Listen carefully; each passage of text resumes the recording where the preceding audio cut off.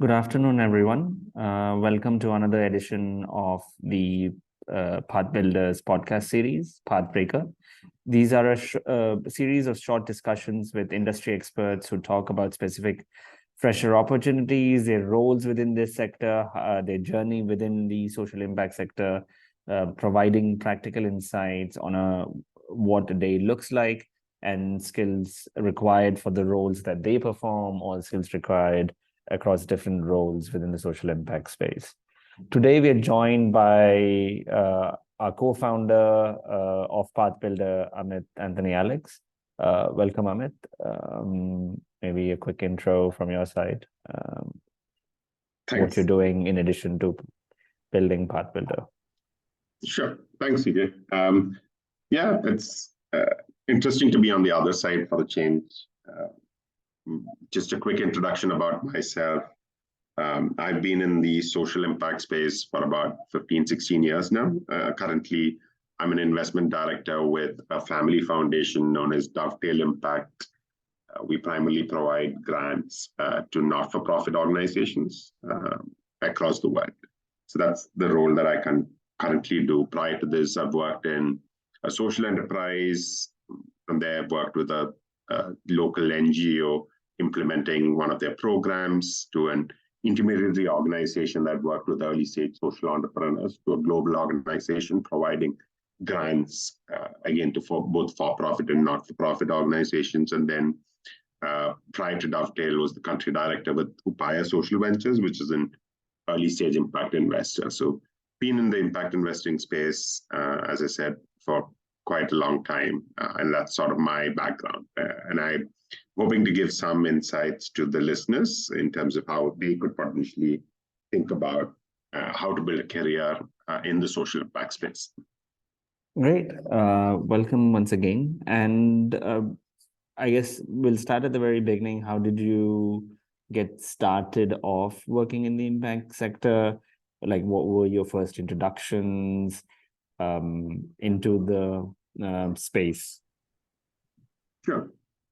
So I think very similar to a lot of people, I've always had an interest to work in the social impact space. From an educational point of view, I had graduated as an engineer, but soon realized I would make a very useless engineer. So I'd find a job for myself. Wanted to work in the impact space, knew very little about opportunities. For example, by the time I graduated, my knowledge of, let's say, the social sector was maybe working for an NGO, maybe volunteering for an NGO without any pay, things like that. I had very little information in terms of what are career opportunities, where I could even start. That's sort of where my starting point is, and it might be similar to a lot of listeners and young people out there who are interested in the social impact space.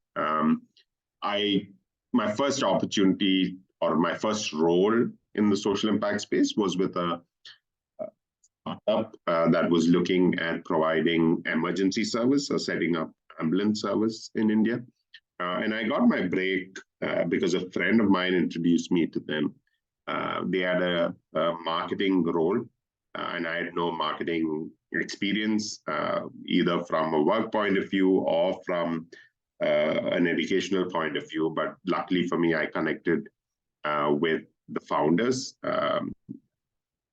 and got lucky and got hired. So that's how I got my first break. Great.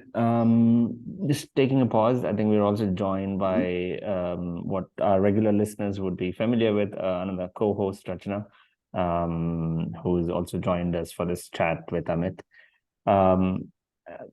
Rachna, do you want to ask any initial questions to Amit to share about his initial years in the impact space? Hi. No, I think CK, you could maybe continue. I can jump in later. Sure. So what were the initial challenges that you faced getting to work within the space? Would you say that were comparable or unique to this space as opposed to working in any other sector? What were the tough sort of work areas that you had to work on that you said, hey, it had a steep learning curve or something like that? No, so I think I'll specifically talk about just getting that first break. As I said, I had a deep interest to work in the social sector. I had one little knowledge about what are career opportunities. So basically, I was just looking out for jobs, right? Two, I think being from Kerala with limited knowledge of Hindi was always a challenge. There are a couple of jobs that I'd applied for during the interview. I was asked whether I knew Hindi, and not knowing that, simply because the role involved working on the field and having just knowledge about Hindi. And at that time, I had very little knowledge. So that was, again, a negative that worked against me.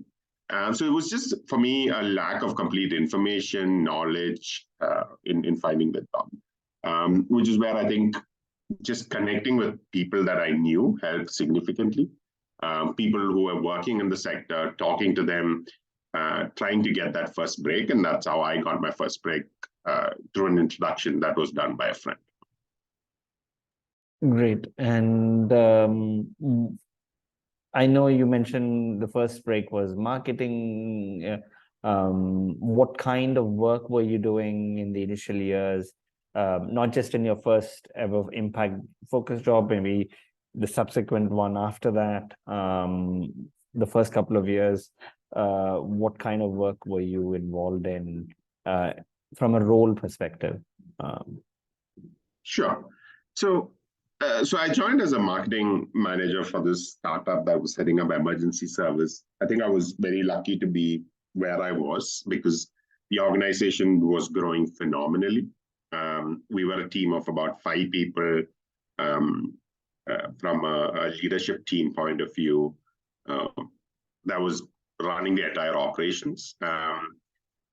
During, say, the 3 years that I spent with that organization, from marketing, I was involved in operations, so set up emergency service in Patna, the first PPP model there. I was involved in getting government contracts, so got to travel, prepare for RFPs, bids, interact with government bodies within different state governments that we were bidding. So because it was a startup and because there was so much fluidity in terms of role, I think I was able to get my hands involved.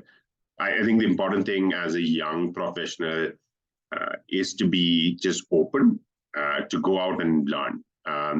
There's nothing better than doing and learning than any MBA or classroom that can teach you. So for me, that was the big thing in terms of within 3 years, is being the opportunity to work in different roles and learn from that. Great.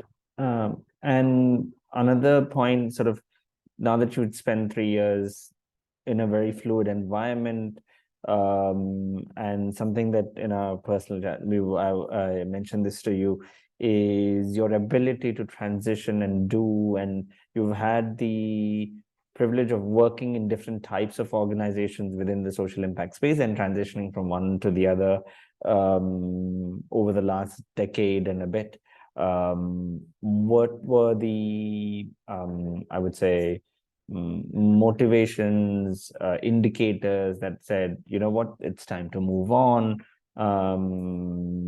or thought process behind how you've charted out those transitions between the different, because you worked for like nearly 4 or 5, maybe 6, 7 organizations so far, and curious to know about your thought process. And were there any indicators that you were looking for and saying, hey, you know what, it's time to move on, that others could maybe take heed and keep an eye out for?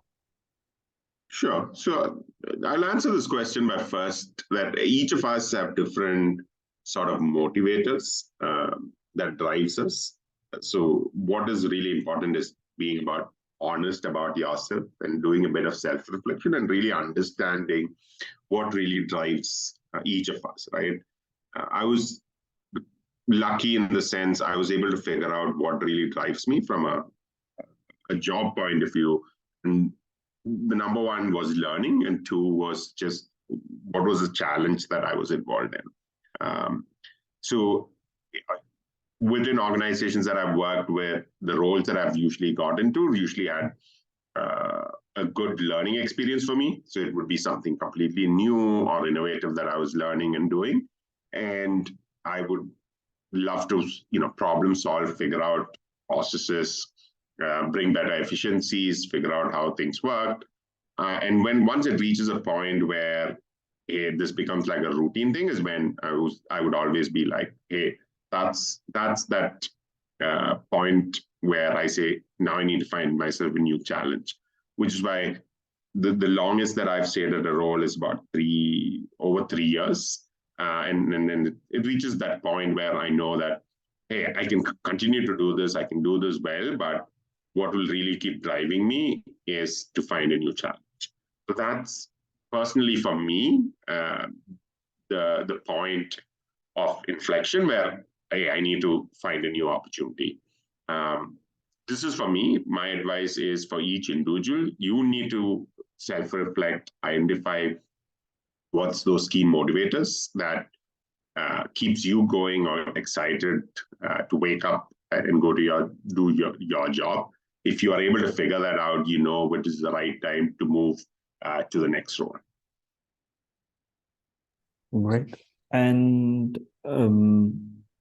that sort of brought you to helping start Path Builder. Maybe you could shed some light on again motivations, points that you thought, what if I had that guidance or thing that would have helped behind starting, and the kind of vision you're thinking of Path Builder could do in the coming months to years? Sure. So I would say there are two things that really got me going in terms of really wanting to do something in the lines that Path Builder is doing, which is to help empower young people to have purposeful careers. One is, I think, over the course of my career within the social sector, I've interacted with a number of young people who have said that they are interested in working in the social sector, but have always shown sort of that lack of knowledge, which I was easily able to resonate because that's the same place that I started out from. Two, there is a need for more young people. We know that our country has a number of social challenges that need solving, and it can be solved with more and more young, passionate people coming to try and solve for it. And third is just a combination of my experience and just, talking to people who've been in the sector, which is sort of the solutions that Path Builder brings in. One is just putting information out there, right? This podcast being one of them, amongst many, where we talk to industry experts who can share, provide advice.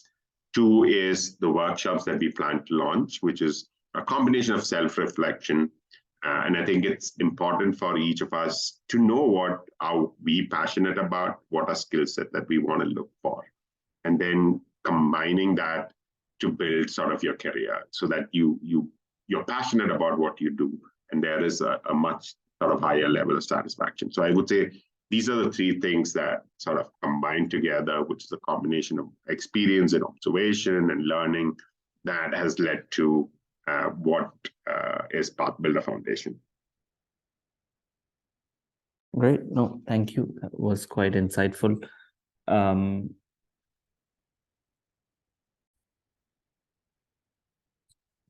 Thanks, Amit. Rachana, do you want to ask a couple of questions? Sure. Hi, Amit. So, I'm just picking up on a couple of phrases that you brought up a few times during this conversation. You talked about self-reflection and being honest with yourself earlier as you were trying to figure out your career in this space. And it's something you brought up again in terms of what you want to do under Path Builder as well. Um, can you share a little bit more on what this meant for you in terms of reflecting on, either what kind of career you want to have, what you want to do, and just being honest with yourself also about it? Because I think these are words that get thrown around a lot, but not necessarily easy to do, especially when you're someone who's just starting off your professional career. Yeah, no, absolutely. For me, it's been an experience, right? It's not something that happened overnight or after spending some time self-reflecting. I think it's sort of cues that I picked up over um, 5 or 6 years in the first 5 or 6 years of my professional career, where I started realizing that there are certain jobs or like roles that I really was getting energy out of. There were certain set of people that I really liked working. So, for example, early stage social entrepreneurs were very passionate. I could easily connect and draw energy from them. There were certain tasks that I knew that I really didn't get any energy or lost energy, for example. So starting to sort of identify these over a course of time. That's what I meant by sort of self-reflecting. And that's what we're trying to incorporate into the workshop at Path Builder, where the idea is to build framework or provide exercises to participants to help them self-reflect, identify areas that they feel are what they are passionate about, what really drives them, etc. Right? And we don't really get that answer till we go try it out. And the idea is then, can you build out 2 or 3 career paths? And end of the day, the only way you're going to know is by taking that step and trying it out. That's sort of, I would say, my journey, and that's how it sort of relates to what Path Builder wants to do. That's great. And I think I like how you brought out what gives you energy and what kind of takes energy away from you. I think that's something that most of us take a lot of time to figure. I'm also going to extend that to, you also talked about being honest with yourself. And I think a lot of times, even in this sector, there are certain kind of roles and organizations that are seemingly more popular than, others. And you just see like people wanting to only fit into one kind of roles, but there are always a lot of options available. Maybe what skills resonate with you could be something else altogether. So any thoughts on that for people listening? Yeah, no specific thoughts other than, again, it goes like being honest to yourself is one of the toughest things to be. You learn more about yourself by, my theory is by going and doing something or experimenting, right? And then being able to not justify, but let's say you start a new role or an internship as a young professional in social media marketing because you're interested in social media marketing, and you soon realize that spending time making Canva posts or writing post descriptions is not what you really like. You're not a really creative person as you thought you were. I think it's important there to take a step back and say, be honest to yourself, and then do sort of the self-reflection exercise in terms of what is really drawing energy, right? And what is giving you energy, for example, and then trying something else. That like we all think we are creative people, but maybe we are not as creative as we think we are. For example, just a silly example, but that's what I'm trying to say. Yeah, that's really helpful. Thanks, Amit. CK, I'm going to hand it back to you. Thanks, Rajana. Any closing remarks, Amit? No, life is a journey that you need to take a step forward, I guess, and step forward will only help you learn something new. And we're hoping that Path Builder becomes an enabler in that journey for people who are interested in working in the social sector. Yeah. Great. Thank you. Thank you for listening to our path breaking podcast this afternoon. Hope it was insightful. Don't forget to follow us on LinkedIn and subscribe to our weekly job compilation that gives information on job opportunities in the social sector for freshers. Thank you and have a great day.